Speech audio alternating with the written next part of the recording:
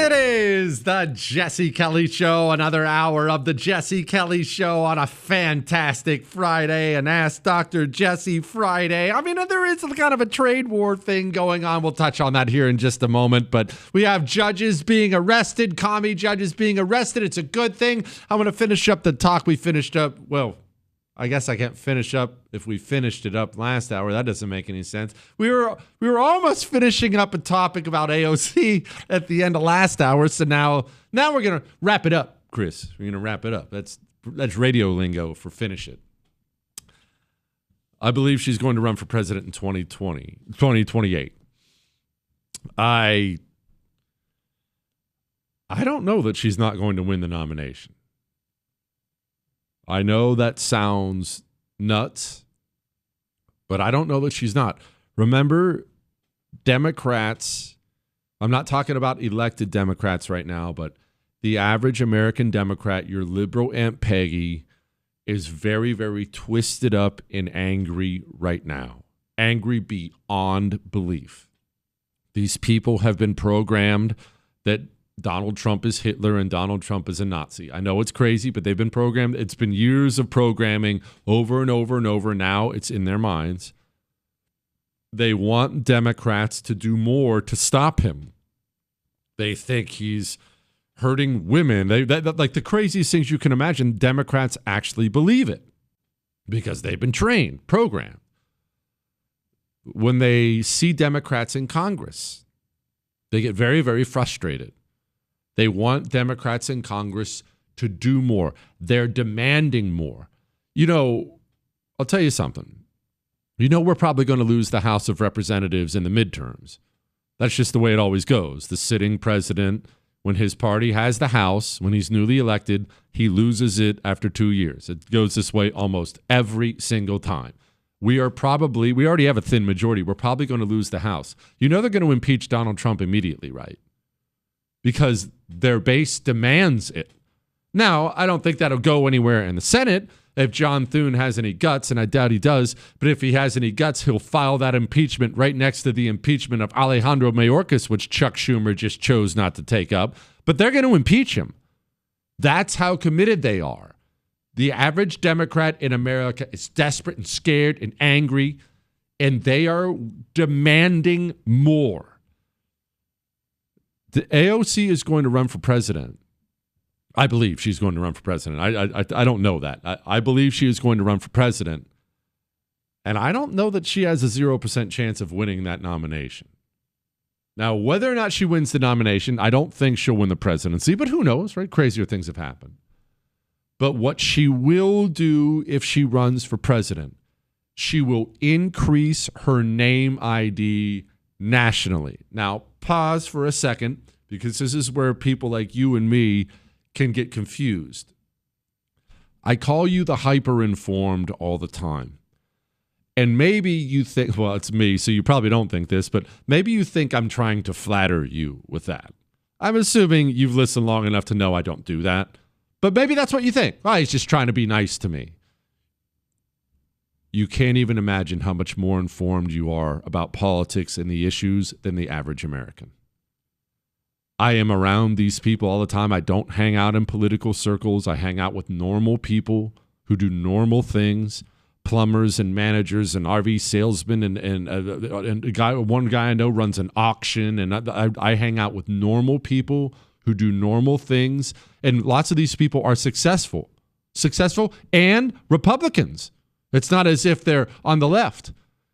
What they don't know, because they always want to talk to me about politics at a party, what they don't know is some of the most disheartening conversations I've ever had in my life. They'll bring up things that would be so basic for you that you would just, it's hard to comprehend how somebody can be that uninformed. You may think of yourself as dumb, or I hope you don't think that, but you may think of yourself as dumb, or maybe you don't know it. You know so much more than most Americans. And because you're hyper-informed, maybe you think, well, everyone knows AOC. Everyone knows the dumb, cute congresswoman from New York. Everyone knows AOC. No, they don't. Most people, they may have heard of her name, right? They may even know her face. They don't know anything really about her. they're going to be introduced to her if she makes a run for the presidency. They are. She's going to be on their television set. That's why people who have no chance run for president. They do this on the Republican ticket too. That's why you have 15 people in the Republican field and 15 people in the Democrat field. It's a great way to increase your brand. Even if you have no chance of winning, you're on the debate stage, you're on NBC, you're crisscrossing the country, meeting new people, raising money, building an infrastructure. By the time you're done getting embarrassed and blown out in a presidential primary, you are a way bigger brand than you were going in because you're introducing yourself to everybody in the country. That's why everyone does it. AOC is not only going, well, if she joins the presidential race, AOC would be a fundraising beast because the far left would line up behind her and throw all of their $1 bills at her. She'd be a fundraising beast, which means she'd be an advertising beast. She's a pretty face. She'd be all over your television set. Okay, semi-pretty, Chris. I know it's not your style. Chris, I just don't think you like the exotics. Is it the Latina thing? Is it? You say she's gone downhill. I think maybe that's a touch harsh, but all right. Maybe she's, I don't know. Maybe she's not working out or something like that. That's one. Two, be honest, Chris. We're all friends here. Do you not dig on the Latinas at all? You dated one? That's not what I asked, Chris. Did she sour you on the whole thing? Maybe. She was a little crazy. She's Latina. Of course she was crazy. What did you think? It's like a darker redhead. That's what? It's true. Yeah, it's true. But all right, I was just checking. I wasn't sure. Anyway, she's going to introduce herself to the entire United States of America, and win or lose after 2028, if she does run, she will be a much bigger brand than she currently is. So, what about 2032? 2036? She's not 90. She's a young woman. I think she's still in her 30s. What if she runs again and wins? You asked about dividing the country. AOC or no AOC, there's something that probably can't be helped right now. The country is already split in ways it just has not been since the Civil War. It just is. And they're racing in opposite directions. When you consider just the immigration topic alone, we are at a place where deporting foreigners is considered right-wing. What? That's running a country. What? That's basics of government. Of course you deport foreigners. How many? All of them. That's how countries are run. You find people who are there illegally and you arrest them and you deport them. That's just how you run a country. It's not right or left. But we are at a place where the left has gone so insane that they'll bring them in as fast as possible, and then they'll put their feet in concrete trying to keep them here. You cannot, it's not humanly possible to merge those two religions, those two ideologies, those two sides. There is no merging. So we are going opposite ways. Now the question is, where does the population of the country go? Because there is a chance, and this is where our prayers need to be, there is a chance that the elected Democrats, the activist Democrats, go so far left, become so sour to the American people that they lose power, steadily but surely lose power as the normal American chafes on it. I can't have that at all. If they're not able to drag normal Americans with them to the left, then we can probably patch this whole thing up. They'll lose so much power. We'll get sane again. Things will calm down. We'll put the band back together. But if they're able to pull together a large enough portion of the country in their direction, then we're in some real serious trouble. Because I'm not going to live in a country overrun by illegals, and neither are you. And there's a chance they're not going to live in a country that's not. Well, where does that put us? Again, this is out of Washington State. How do you share a country with this? Washington State's Covenant Homeownership Program provides down payment and closing cost assistance for lower-income, first-time homebuyers. Lawmakers created the program to address the disproportionate impacts of racial redlining in Washington state. House Bill 1696 modifies the program by adjusting the area median income threshold for program eligibility, introducing loan forgiveness, and modifying the Oversight Committee membership. This modification. Where do you go when one of our 50 states is handing out forgivable loans as long as you're not white? Yeesh. That's a tough place to be.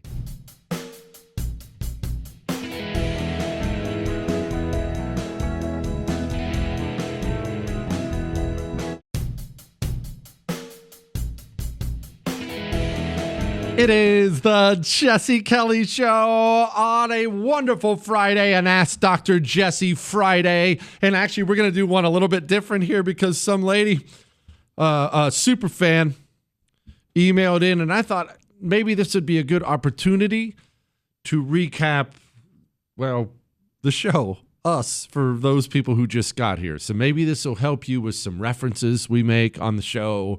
Here's a little background. We're going to do some background. She said, "Hola, Jesse, and shalom, Chris. A little bit ago, someone wrote in saying they wanted to visit your pantry. I mean, your studio.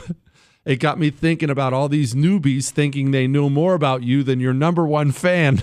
So I came up with the Jesse Kelly Show trivia so other veteran listeners can test their knowledge. And I know you probably won't read this whole thing, so I'll lead with my favorite questions. I know them all except for one because I didn't get to go to Israel. Remember, we did the big fan meetup with the Holy Land and walking in the footsteps of Jesus, Chris, and all kinds of stuff like that. Okay, so I actually don't know some of these, I'm embarrassed to say. That's how stupid I am. What's his mafia name? Hey, Chris, what's my mafia name? Do you remember that? I don't remember that. Oh, the Vest. That's right, Jesse the Vest. See, Chris got that one. What two original sound bites are still on the soundboard? Well, the Howard Dean, that was on there originally, wasn't it? Right? And the fart sound.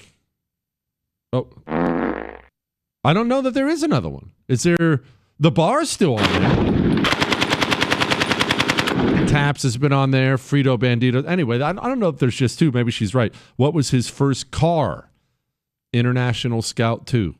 Had to sell it after I scratched my dad's truck. What did his dad call him when he stayed home sick from school? My dad was not a very nice man when you stayed home sick. He used to call me Pink Flower. And he'd say, "Oh, you going to school tomorrow, Pinky?" And you'd normally get up and just go back to school. What item on the wall was crooked in his first videos? That would be the clock. What's his everyday carry? Well, it depends. It used to be a Glock 19, which of course I still have, and I love my Glock 19. Clay Martin, our resident Green Beret who comes on the show all the time, talked me into a Springfield Hellcat Pro because what I wanted was the Glock 19 was, I love it, but it was a little thick. It was a little uncomfortable. Shut up, Chris. Not for my hands. I was talking about for comfort level. The Glock 19 was a little bulky for me. I could conceal it, but every now and then it was uncomfortable.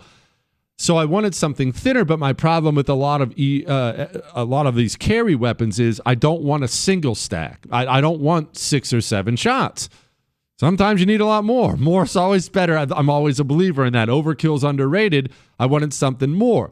A Springfield Hellcat Pro it's a mid-size, it's considered, but it's only like an inch wide, so it's a lot more comfortable to carry, plus double stacked. Springfield Hellcat Pro. Name of the $70 tequila. That would be the $70 tequila shots that I had Clay buy. Casas Dragones. Actually, Bob Pittman is the big cheese at iHeart. He is the president. He's the big man. It's his tequila company, and one of the great gifts I've ever gotten, because I don't buy tequila that's I don't buy really any liquor that's that expensive. He sent me a bottle for Christmas. And in fact, I think he's done it twice. Sends me a bottle at Christmas. Chris, it's really good. I'll bring it in next time he brings me one. I'll bring it in. Yeah, it's really good. Yeah, it's really good. Which caller used to get through using a fake name every time? Well, we don't know the name of the caller. All he would bring up, remember the guy, Steve from Manhattan? He would lie about his name, and then he'd tell some story to get on the air, and then he would say, "Have you heard of Steve from Manhattan?" Still nobody even knows. I admired it, though. I respected it. Son's goldfish name was Buttery, even though he forgot it when he was trying to get a new lizard out of his mother. Who was his mentor? Michael Berry. Type of designer dog he has, Golden Doodle. What got stolen from his car? Well, there's a couple things that got stolen from my car. You're probably talking about the day that I got followed. I never carry large amounts of cash. I try to carry a 20 on me just because I try to you always want a 20 in case you lost your wallet. You need a meal, you need some gas. But one day I had to go to the bank and pull out, it was $1,000. I pull out $1,000. We needed it for something. I forget what I needed it for, but I needed $1,000 in cash, which I generally don't do anyway. I don't carry that kind of cash on me because it's a security concern. Of course, the day I do it, turns out there was a scout in the bank. I believe there was one inside of the bank, working in the bank, scout in the parking lot. Like an idiot, I didn't want it on me, so I put it in my center console thinking I was safe. Of course, that was the dumbest possible thing you can do. Show up to work. I'm not here. I wasn't here for 10 minutes, right, Chris? And we got a phone call. The cops were calling, "Hey, come down. Someone broke in your car." This obviously professional gang, organized, followed my car there, broad daylight, in front of a construction crew. Like, there's a busy parking lot and everything. They were so fast. Parks behind me, shatters the window, crawls through the back window. He knew where I had put the money, too. Jacked the money out of the center console, takes off, money gone, $1,000 gone. Of course, the cop, he gives me his reference number, gives me his phone number, because all this was on camera. Of course, I called the cop 3 times for an update on the case, never got a call back. Thanks a lot. Appreciate you serving and protecting like that. I'll move on and finish out these questions, and then we'll go do some other things about, someone thinks civilization is collapsing. Let's discuss the validity of that. Is it really collapsing?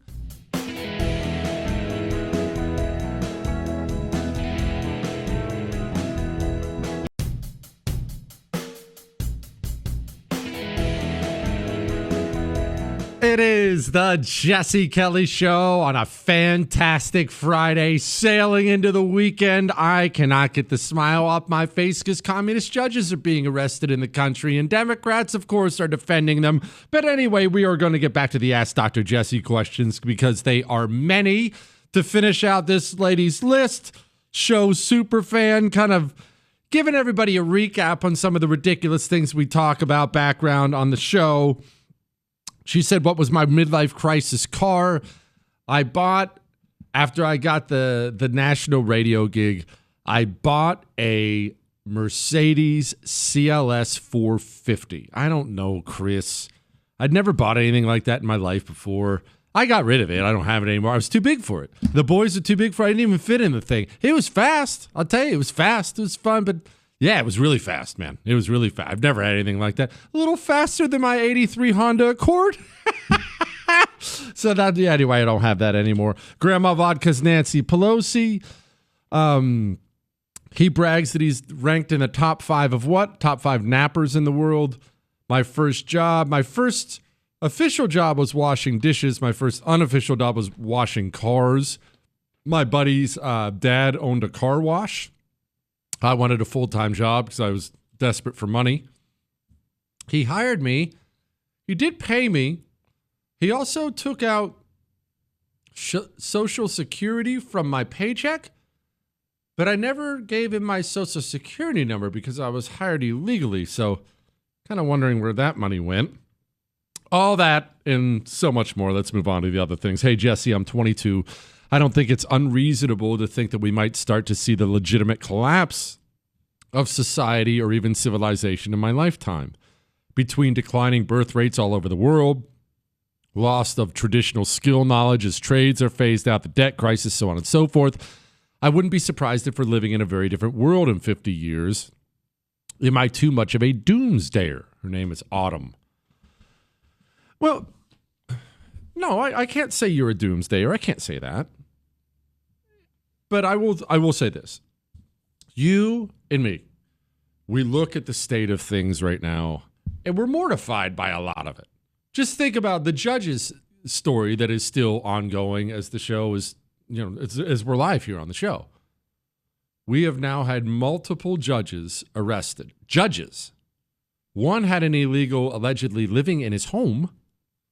The other lady out of Wisconsin, allegedly, ICE showed up to arrest the illegal. She had the illegal in her office. She whisked him out the private exit so he could escape ICE arresting him. That's a judge. But wait, there's more. We have now had multiple senators, including Tammy Baldwin, a senator from Wisconsin, put out a public statement against it, against the arrest. I mean, not against the judge, against the arrest. Would you just take that in? Where are we as a country? And then you expand that globally, because remember, Canada's going through what we're going through, maybe in worse ways, honestly. The UK, and that you take a step back and you think to yourself, the world's going to completely change, and soon. And it may. You never know.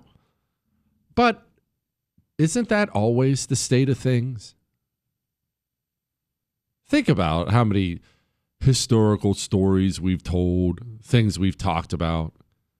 Think about how many people in how many different societies at any given time are looking at wars, invasions, famines, things like that, and thinking, this is the end of the world.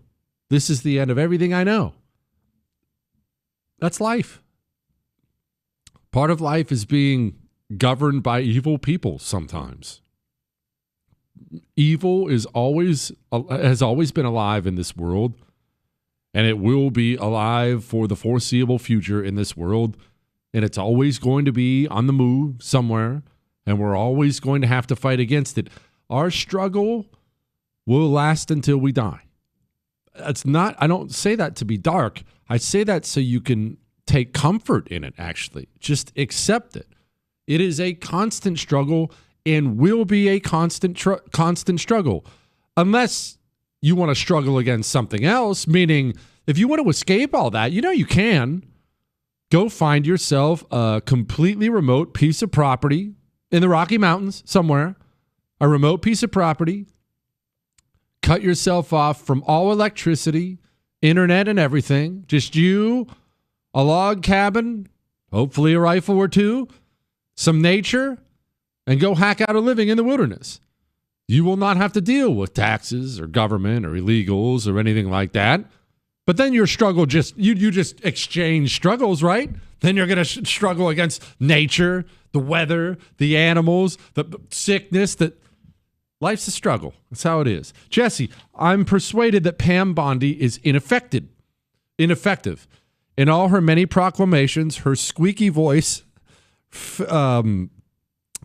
this lady says, to me, she lacks the authoritative influence. I should know, as a female myself who's been overrun many times. How can we persuade Trump to install someone whose influence and voice will be more effective instead? Will writing to my Republican senator help? Her name is Sarah. No. Writing to your Republican senator is not going to do anything to get rid of Pam Bondi if that's what you want. Will Trump replace Pam Bondi at some point in time? I don't know, but it's not going to be anytime soon. I'll simply bring up what I've brought up before. Republican senators, the establishment types, the Lindsey Grahams and the John Cornyn's. Do you believe they want reforms? Of course they don't want reforms. These people all want things to remain exactly as they are. They don't want reforms. Okay, so did they want guys like Pete Hegseth? Of course not. You remember how that went. Joni Ernst tried to destroy his nomination with the help of Lindsey Graham. They tried to stop it. But in the end, they all came around on almost every nominee, didn't they? Even if they didn't like him. They didn't like RFK Jr. They didn't want these people in there, the established Republicans. They didn't want these people in there, but in the end, they voted to confirm all of them except for one. There was one nominee who got torpedoed. There was one that was a bridge so far for establishment Republicans, they were willing to risk Trump's wrath. One. And I still say this was a grave error that Donald Trump will pay for 4 years. Matt Gaetz. I'm not even a Matt Gaetz fan. I don't know him personally. Frankly, he seems kind of obnoxious to me, but he's a complete pit bull, a bulldog who's been screaming about Washington corruption forever. Trump immediately put up Matt Gaetz for Attorney General. I think it took the system a week to destroy his nomination. Even Republican senators who are deathly afraid of Donald Trump's wrath said, no, doesn't have the votes. Nope, can't vote for him. Nope, not Matt Gaetz, anyone but Gaetz. Why? Why do you think that was? Remember this. I scream about government people going to prison because it's the only way we can save the country. Government criminals have to go to prison. The reason government criminals have never gone to prison with any regularity is because even the FBI, the Congress, all anyone can do is make a recommendation to where? To the DOJ, to the Attorney General. The Attorney General, under Republicans and Democrats alike, all of them, they have been protecting government people from arrest and imprisonment for the entire 43 years of my life. Why do you think Matt Gaetz was the only one they stopped? There's a reason.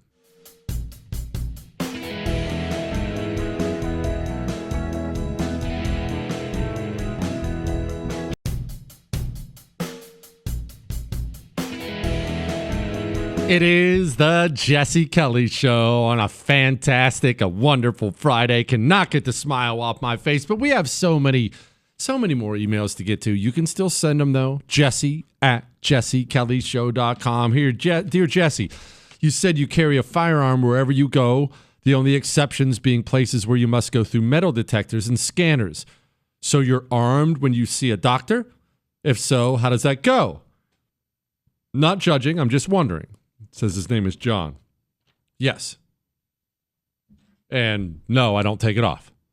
When I see a doctor, I am armed. When I see a dentist, I am armed. I actually got a haircut this morning. I am armed at all times. How does it go? My doctor is, well, I'll put it this way.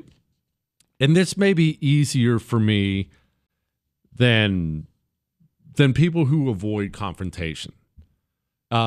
Ladies, in general, not all ladies are like this, but in general, ladies will have a harder time with what I'm about to say, and I'm aware of that. I'm not somebody who hates confrontation, but I am constantly trying to sift out the gunk from my life, and I'm talking about human beings. I'm trying to dump garbage out of my life. If there are people who are don't get it people, I want them gone, whether they are acquaintances or friends. Maybe they're neighbors. Maybe they're family members. Maybe they're people who follow me on social media. Whatever it may be, it's not just a passive thing for me. I'm searching for a way to get rid of them because I believe the bottom 5, bottom 10% destroy everything in your life if you let them. So it is a constant pruning of life's tree for me. I am always looking for dead branches to snip off. This is not only for people who listen on social media or friends. This includes people who I deal with professionally. I will tell you 2 experiences I have had recently from both sides. I'll get to the doctor thing in a moment. On the good side of it, finding a good mechanic you trust is hard to find. I needed some work done on my wife's car. I wasn't sure where to go. My wife was doing a Bible study with the owner of a local mechanic shop, chose to send the car to that place for our business, got outstanding service, done right, good price. I seek out ways to find people who share my values. That's one portion. For the doctor portion of it, I want my doctor to say something about my gun. In fact, I have told him about it last time I went in for a physical. I had it right where I always keep it. And I told him, just a reminder, Doc, I'm carrying, and I'm not afraid of him saying something. It's a great chance to find out if he's going to remain my doctor. If he has a problem with that, I'll find a new doctor. I told you this before. Learn to sort and sift through your life when you have opportunities. COVID was an opportunity for you. Maybe it's a painful memory because of how the people in your life acted, but that person in your life, that person who wouldn't let you come over because you're not vaccinated anymore, that's the person who's going to turn you into the feds one day. You realize that. That's a sheep. That's somebody who does not place their relationship with you above other things. That should tell you all you need to know about that person. I told you this when it came to your doctor, specifically, as long as we're on the topic of doctors. I told you this during the height of COVID. For whatever people believed about masks and vaccines and all the other stuff, there was never, ever, ever, ever, ever the tiniest shred of evidence that you should give that poison shot to your child. There was never any evidence that COVID was a threat to children at all in any way. None. Ask your doctor if your child should get it. I told you back then, should my child get this? If your doctor says yes, you need a new doctor, period. I'm not trying to not have that conversation. I'm not trying to not have the conversation about the gun on my hip. I'm trying to have that conversation. I want to know. I want to put you to the test and know, are you a doctor or are you a sheep? That's what I want to know. So anyway, Mr. Kelly, when you speak of ignoring the U.S. Supreme Court, you say it just takes courage to ignore them. And you often say we listeners who are against this are afraid of escalating things. I am against ignoring the Supreme Court because you do not continue the conversation beyond that. I might be totally fine with it, but I think the discussion needs to go beyond ignoring the court. I think the discussion needs to be what might happen next. Will the communists then be able to impeach Trump? Going forward, would we basically be in a civil war? None of us want a civil war, but I would be open to it since that seems to be where we are now. I'm saying that we need to talk about how things might be going forward if we ignore the Supreme Court. His name is Bob. It's a very well thought out email, and I get that. I get what you're saying. Okay, so let's talk about it. What happens?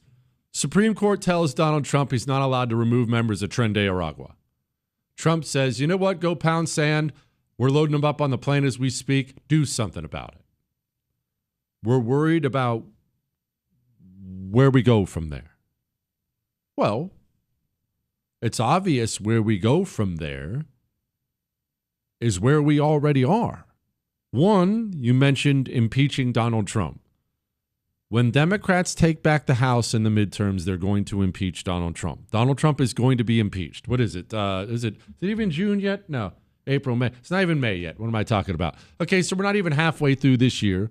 I would guess we've got a year and a half. Once the new Democrat Congress is sworn in, Donald Trump will be impeached. Now, there's nothing, absolutely nothing, that can be done to avoid that. He was impeached once already for a phone call. A phone call that was completely legitimate. We even have the transcripts of the phone call, which they released trying to make it look bad, and we all read it, and we're all, what? That's nothing. It was a nothing phone call. They impeached him already for that. You cannot avoid the impeachment of Donald Trump. But I understand what you're saying, or at least I think I understand what you're saying. Like I said, it's a well thought out email. I get what you're saying. Where will they go if we take this step? Let's talk about that next.